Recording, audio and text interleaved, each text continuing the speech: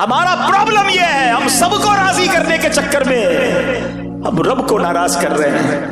نہ کرو ایسا، اللہ کو راضی کرو، اللہ کے حبیب کو راضی کرو، بس لوگ راضی ہو جائیں، دوست راضی ہو جائیں، بیوی راضی ہو جائے، بچے راضی ہو جائیں۔ ضرور کرو اپنے بیوی بچوں کو راضی، مگر ایسے راضی تو نہ کرو نا کہ اللہ ہی ناراض ہو جائے۔ لوگ کہتے کیا کریں، کر رہے ہیں جناب بچوں کی خوشی کے لیے۔ ارے ضرور کرو اپنے بچوں کو خوش، مگر ایسی خوشی نہ مناؤ کہ تمہارا رب ہی تم سے ناراض ہو جائے۔ وہ ناراض ہو گیا تو میں کدھر جاؤں گا؟ وہ میرا خالق ہے، وہ میرا مالک ہے، میں نے اسی کے دربار سے بخشش لینی ہے، وہ جنت کا بھی مالک ہے۔ اگر اس نے جنت کا دروازہ ہی مجھ پر بند کر دیا تو کیا کرنا ہے؟ میں نے ان دنیا کے دروازوں کا، لوگ کہتے ہیں جدھر جاتا ہوں لوگ دروازہ کھولتے ہیں۔ اگر گناہوں والی زندگی ہے، حرام روزی ہے، رب کو ناراض کر رہے ہو، جس دفتر میں جاتے ہو دروازہ کھل جاتا ہے، لیکن اللہ ناراض ہو گیا اور جنت کا دروازہ بند ہو گیا، کدھر جاؤں گا میں؟ پھر کون سی سورس کام آئے گی؟ پھر کون سا فالوئنگ کام آئے گی؟ پھر کون سا پیسہ کام آئے گا؟ خدا را زندگی ایسے گزارو کہ جب قبر میں جاؤں نا، پتہ ہے اللہ جس سے راضی ہوگا، جب وہ قبر میں جائے گا اس کو کیا کہا جائے گا؟ نم کا نومت العروس، سو جا کہ جیسے دلہن سوتی ہے۔ اللہ کرے کہ قبر میں جائیں تو بھی سننے کو ملے، ایسا نہ ہو کہ قبر میں جائیں تو مار پڑے، قبر میں جائیں تو سانپ اور بچھو آ جائیں، قبر میں جائیں تو آگ آ جائے۔ اے نرم بستروں پر سونے والوں، اے بڑے بڑے بیڈ روم اور بڑے بڑے ڈرائنگ روم کے خواب دیکھنے والوں، دنیا تو کر لی اچھی، اگر قبر میں کیڑے مکوڑے آ گئے تو کدھر جائیں گے؟ زندگی ایسے گزارو کہ قبر روشن ہو جائے، زندگی ایسے گزارو کہ قیامت کے دن پکار پڑے کہ یہ اللہ کا پیارا ہے۔ آپ کو پتہ ہے قیامت کے دن ایک اعلان ہوگا، سب نے سورہ یاسین پڑھی ہوگی، میں اس پہ ظن کرتا ہوں اور کئی بار سنی بھی ہوگی۔ اس میں ایک آیت ہے، وَامْتَازُوا الْيَوْمَ أَيُّهَا الْمُجْرِمُونَ،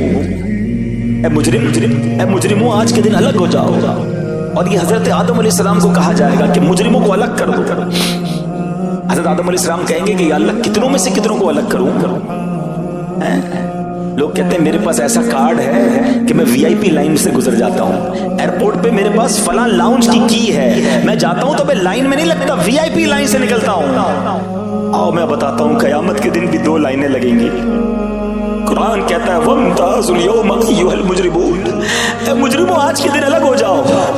حضرت آدم عرض کریں گے مولا کتنوں میں سے کتنوں کو الگ کروں؟ ارشاد ہوگا اے آدم 1000 میں سے 999 الگ کر دو۔ 999 مجرموں کی لائن میں ہوں گے اور ایک بندہ ان 1000 میں سے نیکوکاروں کی لائن میں ہوگا۔ ساری دنیا میں وی آئی پی لائن میں کھڑا رہا، اور اگر قیامت کے دن مجرموں کی لائن میں کھڑا کر دیا گیا تو کدھر جاؤں گا؟ کبھی سوچا ہم نے؟ شراب پینے والا کیوں نہیں سوچتا؟ نمازیں قضا کرنے والا کیوں نہیں سوچتا؟ حرام روزی کمانے والا کیوں نہیں سوچتا؟ بس بینک بیلنس بڑھ جائے، عزت ملے دنیا میں، وہ کیوں نہیں سوچتا؟ اگر قیامت میں مجرموں کی لائن میں کھڑا کر دیا گیا کوئی سورس کام نہیں آئے گی، بلکہ کتابوں میں لکھا کہ اس دن باپ گناہ گاروں کی لائن میں ہوگا اور کوئی بیٹا نیکوں کی لائن میں ہوگا۔ امام، ایسا امام بھی ہوگا جو جناب مجرم کی لائن میں ہوگا اور مقتدی نیکوکاروں کی لائن میں ہوگا۔ ایسا مبلغ، ایسا واعظ بھی ہوگا جو گناہ گاروں کی لائن میں ہوگا اور اس کا بیان سن کر نیک ہونے والا نیکوکاروں کی لائن میں ہوگا۔ لوگ کہیں گے حضرت آپ کا بیان سن کر تو ہم نیک بن گئے، ہم نے توبہ کر لی، آپ مجرموں کی لائن میں کیسے؟ کیونکہ اس دن تو دودھ کا دودھ پانی کا پانی ہو جائے گا نا۔ وہ بندہ کہے گا کہ میں تمہیں تو اچھی بات کا حکم دیتا تھا، خود نہیں کرتا تھا، تمہیں تو نیکی کی دعوت دیتا تھا، خود عمل نہیں کرتا تھا، میں تمہارے سامنے تو نیک نظر آتا تھا، میں اکیلے میں بڑا گناہگار تھا۔ میرے پیارے اسلامی بھائیوں پھر یہ آیت سن لو، من کان یرید العزت فللہ العزت جمیعا، جو عزت کا طلبگار ہو تو ساری عزت اللہ ہی کے پاس ہے۔ اے اللہ ہمیں قیامت کے دن کی ذلت سے بچا لینا، اس عزت کا کیا کرنا یار؟ جدھر جاؤ لوگ کھڑے ہو جاتے ہیں، جدھر جاؤ لوگ پیار کرتے ہیں، قیامت کے دن ذلیل ہو گئے تو کیا ہوگا؟ उधर तो जिसके नामा अमाल खुलेंगे तो पता चलेगा ना। इतनी बड़ी बड़ी बातें करता था दुनिया में, ये देखो इसका हाल ये है, किधर जाएंगे। सैयदी आला हजरत इमाम अहले सुन्नत ने इसीलिए बड़ी प्यारी दुआ की है कि उस दिन खुल जाएगा सब कुछ ना। आला से दुआ करते हैं, या इलाही नामाए आमाल जब खुलने लगे, ऐब पोशे खल्क सतारे खता का साथ हो। या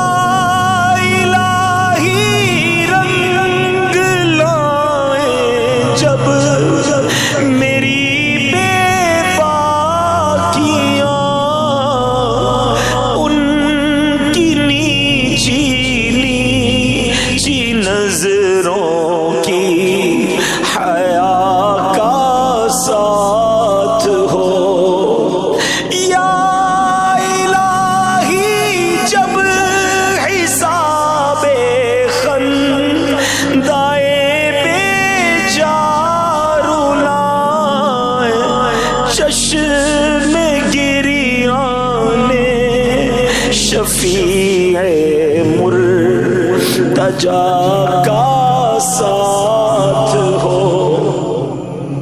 फंस गए प्यारे इस्लामी भाई, यकीन करें गुनाहों के दलदल में हम फंसते जा रहे। कभी कभी तो समझ नहीं आता कि इतने उलझे हुए मामलात है, सिरा किधर से मिले, कैसे नेकियों के रास्ते पे चल पड़ूं, कैसे अल्लाह को राजी करूं। इतने गलत काम है, इतनी चीजें हैं। उलमा बड़ी प्यारी बात फरमाते हैं अल्लाह की राह की तरफ, राह खुदा की बहुत सारी मंजिलें हैं। मकाम वरा, मकाम ज़ुहद, मकाम फ़क्र, मकाम सब्र, तवक्कुल, रिज़ा। कहते हैं इन तमाम सारी मंजिलों का जो सिरा है ना, पहला कदम जो है वो तौबा है। अगर आप वाकई अल्लाह की राह की तरफ चलना चाहते हो ना कि बस यार मैं किसी तरह तो अल्लाह की तरफ चल पड़ूं, तो पहला कदम जो है ना वो तौबा है। आप तौबा करें, अल्लाह करीम रास्ता खोल देगा, फिर नेकियां करना आसान होंगी, फिर इंसान करीब होता चला जाएगा अल्लाह की रहमत से। लेकिन पहला कदम तौबा है। और तौबा करने वाले मोमिन की मिसाल क्या है, सुनो। एक मर्तबा अल्लाह पाक के नबी हजरत ईसा अलैहिस्सलाम अपने हवारियों के साथ कहीं तशरीफ ले जा रहे थे। एक बहुत खूबसूरत हसीन और जमील परिंदा वहां आया और आपके सामने जमीन पर लौटपोट होने लगा। उसने अपने आप को जमीन पर इतना रगड़ा कि उसकी खाली उतर गई। अब वो सुर्ख, गंजा और इंतहाई बदसूरत नजर आने लगा। इसके बाद वो बहते पानी में गया, उसके बाद वो कीचड़ में गया, तो कीचड़ में लौटपोट हुआ तो और बदसूरत हो गया। पहले बाल उतर गए, अब जिस्म भी गंदा हो गया। उसके बाद वो बहते पानी में गया, वहां नहाया तो पहले जैसा हुस्न लौट आया, जिस्म से कीचड़ भी उतर गया, खाल भी नहीं आ गई, पहले जैसा हो गया। तो हजरत ईसा अलैहिस्सलाम ने पता है क्या फरमाया अपने हवारियों से कि ये परिंदा तुम्हारे लिए निशानी के तौर पर भेजा गया है। ये मोमिन की मिसाल है। मोमिन बंदा जब गुनाह करता है ना, अपने आप को बदसूरत और गंदा कर लेता है, फिर जब वो तौबा करता है तो गुनाहों की सियाही उससे दूर हो जाती है और वो पहले जैसा हसीन और जमील हो जाता है। हाय हाय हाय, जरा गौर करें प्यारे इस्लाम, हमने क्या किया अपने साथ। कभी तसव्वुर तो करना, मैं दुनिया में किस लिए आया था, मेरे दिन रात किन कामों में गुजर रहे हैं। मेरी आंखें तो अल्लाह ने कुरान देखने को दी थी, कुरान पढ़ने को दी थी, इन आंखों से मैं क्या देखा। मुझे ज़बान जिक्रुल्लाह करने के लिए दी थी, मैं इससे क्या बोल रहा हूँ। मेरे कान तिलावत और नात और नेक बातें सुनने के लिए थे, मैं सुन क्या रहा हूँ। दिन आने वाला है जब मलकुल मौत आएंगे, मेरे जिस्म से मेरी रूह को खींच लिया जाएगा, मुझे अंधेरी कब्र में उतार दिया जाएगा, फिर अल्लाह की बारगाह में पेश होऊंगा तो फिर मैं क्या कर सकूं। फिर तो कोई जवाब नहीं होगा ना।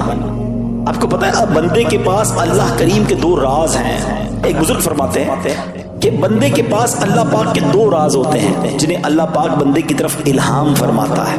नंबर एक, जब अपनी माँ के पेट से जब बाहर आता है ना, अल्लाह पाक फरमाता है ऐ मेरे बंदे, मैंने तुझे दुनिया में पाक और साफ सुथरा निकाल दिया है और जिंदगी देकर तुझे इस पर अमीन बना दिया। अब मैं देखूंगा कि तू अमानत की जिम्मेदारी कैसे निभाता है। और जब उसकी रूह निकलती है ना तो अल्लाह पाक फरमाता है ऐ मेरे बंदे, तूने मेरी अमानत के साथ क्या सलूक किया। अगर तूने उसकी हिफाजत की, वादे पर कायम रहा और इस वादे को कायम करके मुझसे मुलाकात करेगा तो मैं भी अपना कॉल पूरा करूंगा, और अगर तूने इसे जाया कर दिया तो मैं भी पकड़ फरमाऊंगा। یہ جان جو ہے نا، یہ سانسیں، یہ امانت ہے، یہ ہماری نہیں ہے، یہ اللہ نے دی ہے نا۔ میں مثال دیتا ہوں آپ کو، کوئی بندہ بڑی قیمتی چیز رکھوائے، کوئی ہیرا رکھوا دے، کوئی قیمتی 15 20 لاکھ 25 لاکھ 50 لاکھ کی چیز رکھوائے کہ ذرا سنبھالو، اور آپ سے وہ کھو جائے، ڈبل ٹینشن، اتنی قیمتی چیز میں نے کھو دی، اور اب جس نے امانت رکھوائی تھی وہ میرا کیا حال کرے گا؟ ایسا ہی ہے نا، یہ سانسیں اللہ نے دی ہیں، یہ زندگی اللہ نے دی ہے، اللہ نے اپنی عبادت کے لیے دی ہے، اسے راضی کرنے کے لیے دی ہے۔ ہم کیا کر رہے ہیں؟ ہماری سانسیں گناہوں میں، ہمارے دن گناہوں میں، راتیں گناہوں میں گزر رہی ہیں۔ ایک تو ان دنوں کو ضائع کر رہے ہوں، جب اللہ کی بارگاہ میں جائیں گے تو جواب کیا دیں گے؟ خدا را اس زندگی کی ان انمول ہیروں کی قدر کیجئے، گناہ مت کیجئے، گناہوں کی عادتوں کو چھوڑ دیجئے۔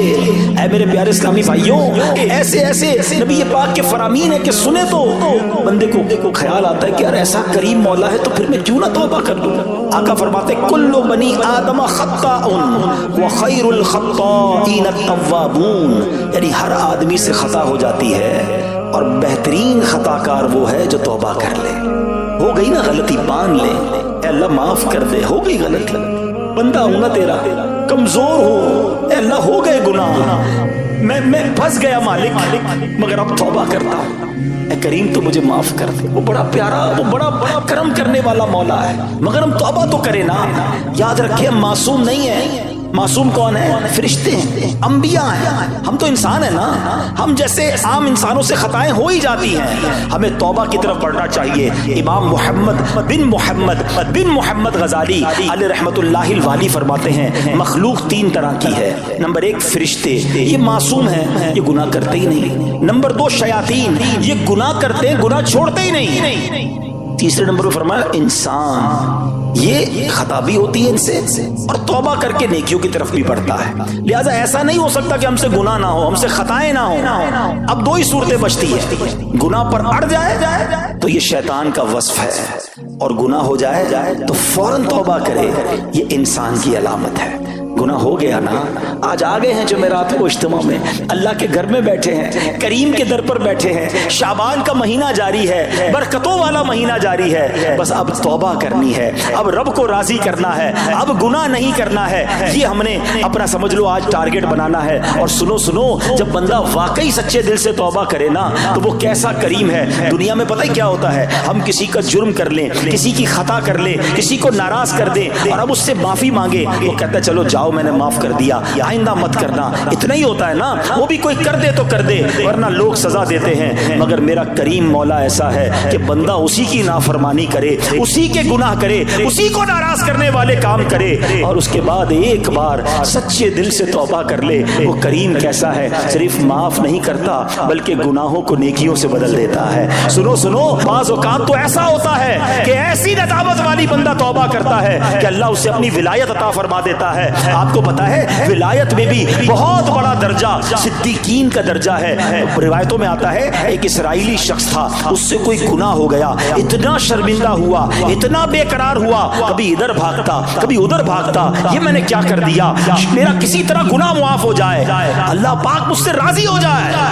گناہ کیا ہے اور شرمندہ ہے، بے قرار ہے۔ سنو کتابوں میں کیا لکھا ہے، اللہ پاک کی بارگاہ رحمت میں اس کی بے قراری، اس کی شرمساری، اس کی ندامت ایسے قبول ہوتی ہے کہ اللہ پاک نے اس کو ولایت کا جو سب سے اعلیٰ درجہ ہے، صدیقیت کا درجہ عطا فرما دیا۔ گناہ کیا تھا، خطا کی تھی، مگر توبہ کی تھی۔ اللہ کرے کہ ہم توبہ کی اہمیت کو سمجھیں۔ میرا رب چاہتا ہے، یقین جانے میرا رب چاہتا ہے ہم توبہ کر لیں، اس کی رحمت چاہتی ہے ہم بخشے جائیں، وہ ہمیں عذاب نہیں دینا چاہتا۔ یہ بندہ ہے جو توبہ نہیں کرتا ہے، ورنہ میرا مالک تو کرم نوازی فرمانا چاہتا ہے، وہ چاہتا ہے میرے بندے توبہ کریں اور میں ان کے سارے گناہوں کو معاف فرما دوں۔ پنجابی شاعر لکھتے ہیں نا، رحمت دا دریا الہی ہر دم وگدا تیرا، رحمت دا دریا الہی ہر دم وگدا تیرا، جے قطرہ بخشے مینوں کم بڑھ جاوے میرا، عدل کرے تے تھر تھر کمبن اونچیاں شانہ والے۔ اے اللہ اگر تو انصاف کرے گا تو پھر تو بڑے بڑے نامور لوگ کانپیں گے، کیونکہ انصاف کی ہم متحمل نہیں، ہم تو فضل اور رحمت کے سوالی ہیں نا۔ عدل کرے تے تھر تھر کمبن اچیاں شانہ والے فضل کرے تے بخشے جاسن میں ورگے منہ کالے. میرے رب کی رحمت بہت بڑی ہے میرے پیارے اسلامی بھائیوں.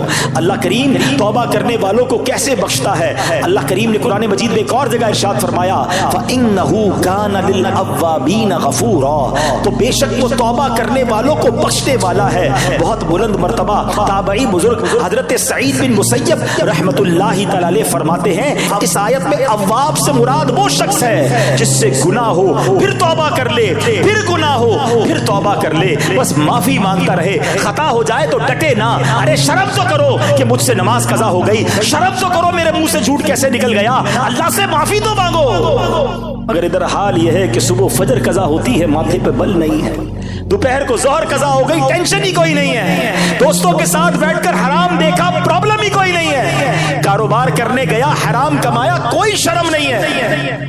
یہ طریقہ درست نہیں ہے. یہ اس کو کہتے ہیں جری ہونا, بے خوف ہو جانا. اللہ کو کیا جواب دو گے؟ خطا ہو گئی یا اللہ معاف کر دے, یا اللہ ہو گئی معاف کر دے, اب نہیں کروں گا مولا معاف کر دے. خدا کی قسم کی جو معافی مانگنے والا ہے نا یہ شرمندہ ہونے والا اللہ کو بڑا پسند ہے. حضرت محمد بن مطرف رحمت اللہ تعالی علیہ فرماتے ہیں اللہ پاک فرشتوں سے فرماتا ہے ابن آدم بھی کیسا ہے, گناہ کرتا ہے پھر مجھ سے معافی مانگتا ہے, میں اسے معاف کر دیتا ہوں, پھر گناہ کرتا ہے پھر مجھ سے معافی مانگتا ہے, میں پھر اسے معاف کر دیتا ہوں. نہ وہ گناہ چھوڑتا ہے نہ میری رحمت سے مایوس ہوتا ہے. اے فرشتوں گواہ ہو جاؤ میں نے اس کی مغفرت کر دی. ہائے ہائے کون ہے ایسا کریم. ہماری کوئی ایک بار بات نہ مانے ہم ناراض ہو جاتے ہیں, 2 بار نہ مانے ہمیں غصہ آ جاتا ہے, 3-4 بار بات نہ مانے ہم تو قریب نہیں آنے دیتے ہیں. وہ کریم کیسا ہے آپ کو پتہ ہے اس وقت میں اور آپ کدھر بیٹھے ہیں, کس کے گھر میں بیٹھے ہیں؟ ہم اللہ کے گھر میں بیٹھے ہیں. سوچو تو صحیح کتنے گناہ ہیں, کتنی خطائیں ہیں, کتنے جرم ہیں. ارے اتنے بڑے مجرم کو کوئی اپنے گھر بلاتا ہے؟ آپ اور میں کبھی کسی کو گھر نہ بلائیں جو ہماری بات نہ مانے, مگر وہ کریم مولا ہے اس نے اپنے گھر میں بلایا ہے, بار بار بلاتا ہے. یہ کس چیز کی نشانی ہے؟ وہ ہم سے محبت فرماتا ہے, وہ چاہتا ہے ہم بخشے جائیں, وہ چاہتا ہے میرے بندے توبہ کر لیں, مگر ہم پھر بھی توبہ نہیں کرتے. اور میں صحیح بتاؤں توبہ کرنے کے لیے کوئی بہت بڑا اہتمام ضروری نہیں ہے, بس ایک سچے دل سے کنیکشن ریکوائرڈ ہے. ایک سچے دل سے پکار چاہیے کہ بس مولا اب نہیں کروں گا. پرابلم پتہ ہے کہ ہم گالوں پہ چپت مار لیتے توبہ توبہ توبہ استغفر اللہ. یہ توبہ یہ نہیں ہے. یقیناً توبہ کے الفاظ دہرانے چاہیے مگر دل میں علماء نے توبہ کے 3 سٹیپس بیان کیے. پہلے تو شرم تو آئے, گلٹی تو فیل کرے کہ یار غلط کیا, میں نہیں کرنا چاہیے, شرمندہ ہو جائے. دوسرے نمبر پر اب اس گناہ کو چھوڑ دے کہ اب نہیں کروں گا. اور تیسرے نمبر پر پکا ارادہ کرے کہ آئندہ بھی نہیں کروں گا. پھر انسان ہو سکتا ہے گناہ ہو جائے لیکن توبہ کے وقت یہ 3 سٹیپس پورے ہونے چاہیے, اور یہ سیکنڈوں میں ہو سکتے ہیں. وہ آپ کو واقعہ یاد ہونا چاہیے. ایک بار حضرت عمر فاروق کا دور تھا, آپ نے ایک شخص کو دیکھا اس کے ہاتھ میں بوتل ہے اور وہ شراب کی بوتل تھی. آپ نے اس کو روک لیا, بتاؤ کیا ہے اس میں؟ شراب کی بوتل چھپا کے جا رہا ہے. حضرت عمر سامنے آ گئے, آپ کا جلال, آپ کی ہیبت, اور اس کو پتا تھا کہ اب یہ شراب کی بوتل انہوں نے دیکھ لی تو پھر تو میں گیا. ہاتھ میں شراب کی بوتل, حضرت عمر سامنے. آپ نے کہا دکھاؤ اس میں کیا ہے؟ کہ حضور سرکہ ہے. اس نے اس وقت جھوٹ بولا, شراب تھی. کیا کہا؟